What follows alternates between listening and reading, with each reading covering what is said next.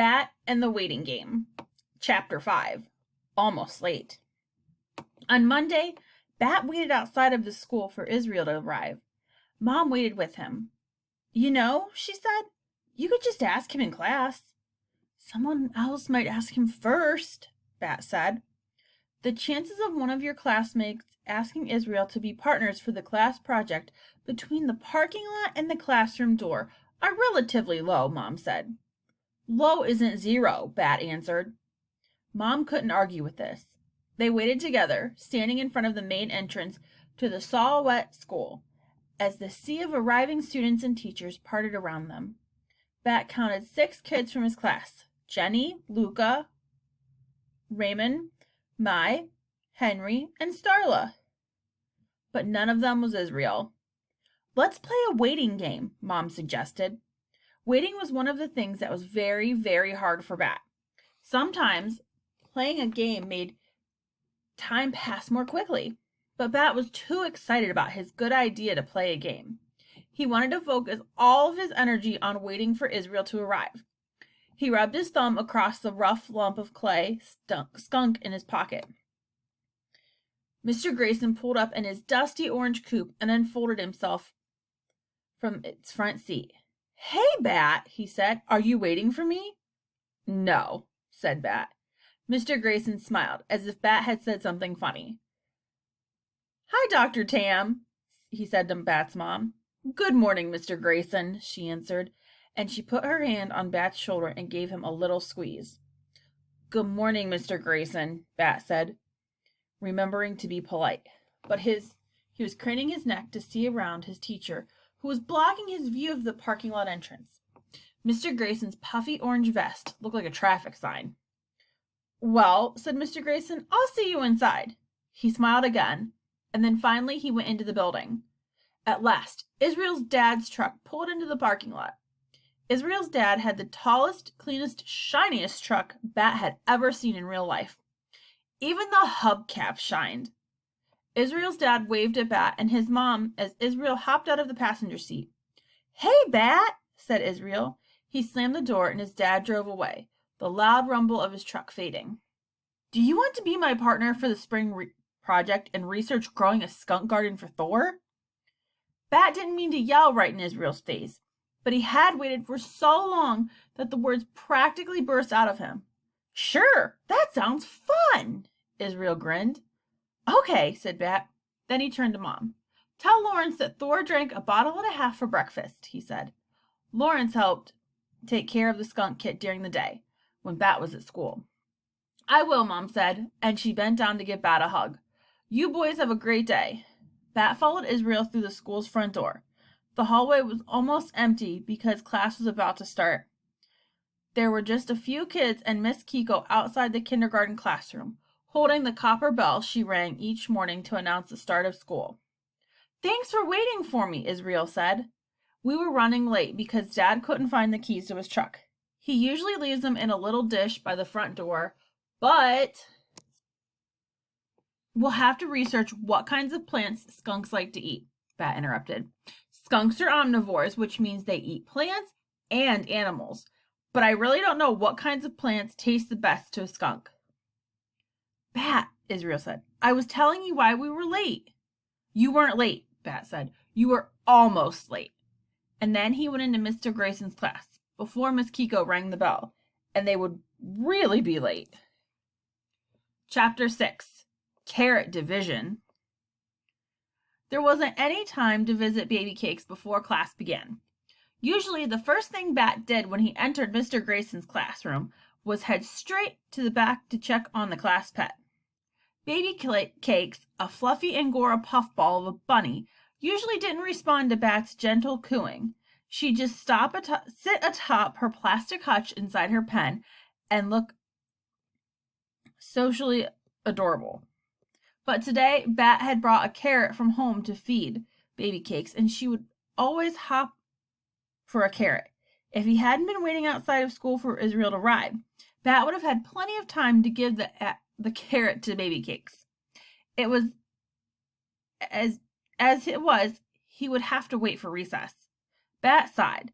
as he slid into his chair, hanging his backpack over the back of his seat. The carrot, zipped into his backpack, seemed almost to vibrate to its desire to be fed baby cakes. Mr. Grayson was standing in front of the room, talking about something, but Bat saw his mouth moving, but was having a very hard time concentrating on the words. Something about math. All around Bat, kids reached into their backpacks to pull out their folders. So did Bat, too. There was the carrot, wrapped in a cloth napkin that was printed with little carrots and radishes and turnips. Bat retrieved his folder, but he grabbed the napkin-wrapped carrot, too. Mr. Grayson's back was to the class. He was writing math problems on the whiteboard with his favorite orange marker. It would only be a minute to walk to the back of the class and feed the carrot to baby cakes. Maybe Mr. Grayson wouldn't even turn around until Bat had gone to baby cakes' enclosure, fed her the carrot, and returned to his seat. After all, Bat reasoned, Mr. Grayson had said that the class had an open-door baby cakes policy, meaning that any time a kid needed to cuddle, he or she could visit baby cakes. No permission needed. No questions asked. Bat didn't actually need to cuddle, but he had an itchy feeling that baby cakes needed the carrot, and he knew that the itchy feeling wouldn't go away until he did something about it. So he unwrapped the carrot and pushed back his chair as quietly as he could. He tiptoed to the back of the class, ignoring the stares from Jenny and Luca, and reached into the pen to feed the carrot to baby cakes. Her twitchy nose twitched at the carrot, and baby cakes jumped down from her perch atop the plastic hutch and hopped over to Bat.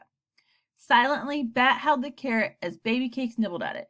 She took little bites and chewed them quickly, her white face vibrating with joy. Bat, said Mr. Grayson's voice from just behind Bat's left shoulder. Bat jumped, startled, and his quick movement scared baby cakes, who darted into her hutch, just her fluffy tail sticking out. You made me scare baby cakes, Bat said. She'll recover, Mr. Grayson said. Do you think you could save the rest of her carrot until break? We are starting math time. I need to make sure baby cakes isn't upset, Bat said. You can't just startle someone and not apologize. It occurred to Bat that maybe Mr. Grayson owed him an apology for the same reason, but Mr. Grayson didn't offer one. Okay, Bat, Mr. Grayson said, but he didn't leave. He stood there waiting for Bat to go back to his seat. Sorry, baby cakes, he said in his gentlest voice. Then he broke the carrot into 3 smaller pieces and set the pieces softly down inside the bunny's enclosure before he went back to his seat, dividing 1 carrot into 3 parts. That, Bat thought, should count as math for the day. Chapter 7. Good News and Bad News. After school, Bat and Mom were sitting at the kitchen table having a snack of sliced apples and cheddar cheese, waiting for Janie to get home. Bat liked to stack 2 slices of apple with 1 piece of cheese in between. It made for the perfect ratio of crunchiness and mushy saltiness. Thor tucked into the sling around Bat's neck, but the little guy was rustling around with more than usual, making stacking procedures difficult. He's getting bigger, Mom said. He's not quite a baby anymore. He's more like a toddler, and toddlers have lots of energy. What did you do with me when I was a toddler? Bat asked. I made sure you got lots of exercise so you'd sleep at night, Mom answered. Bat thought about this as he bit into his slightly crooked apple sandwich. Thor needed more exercise, and as his caretaker, Bat's job was to make sure that happened. Maybe I'll build an obstacle course, Bat said, thinking out loud.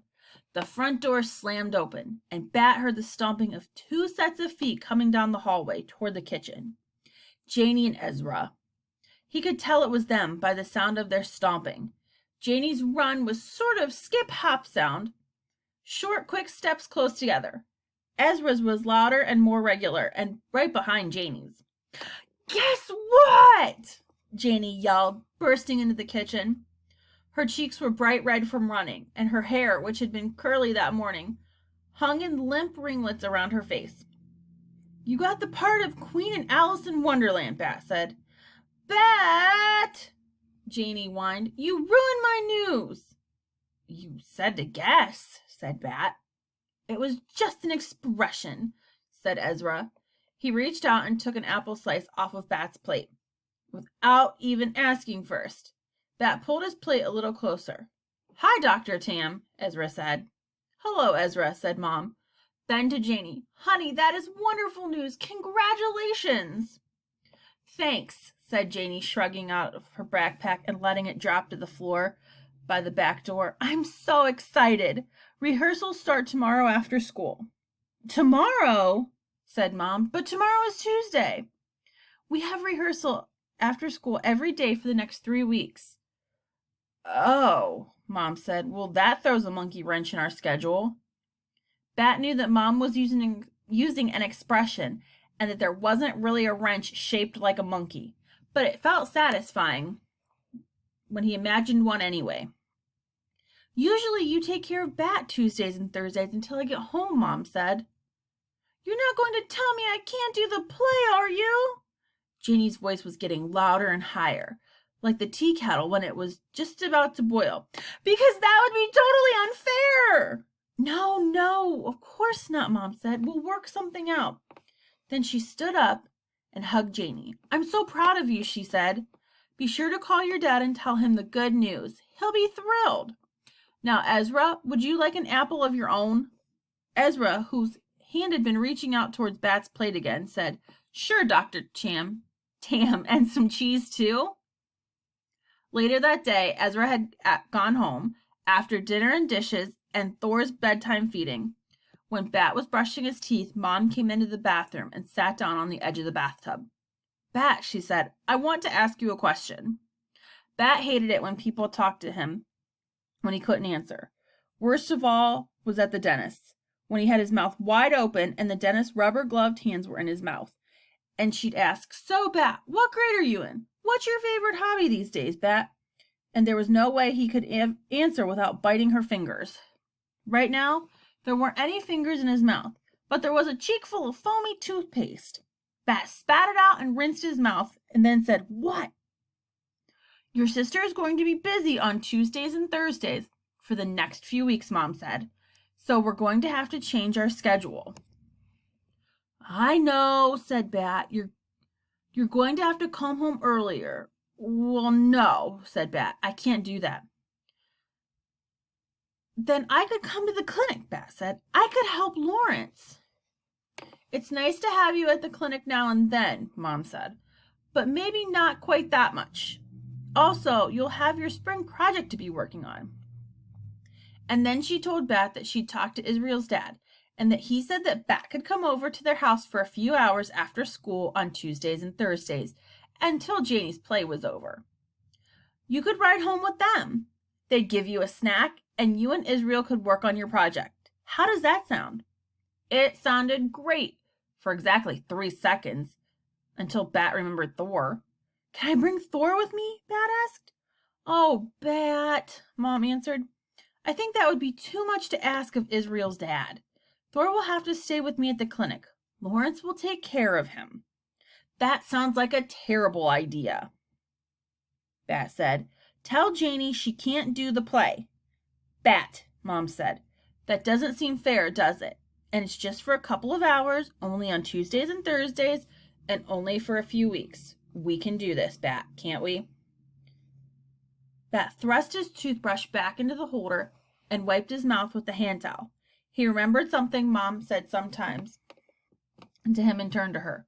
Just because we can do something, he said, doesn't mean that we should.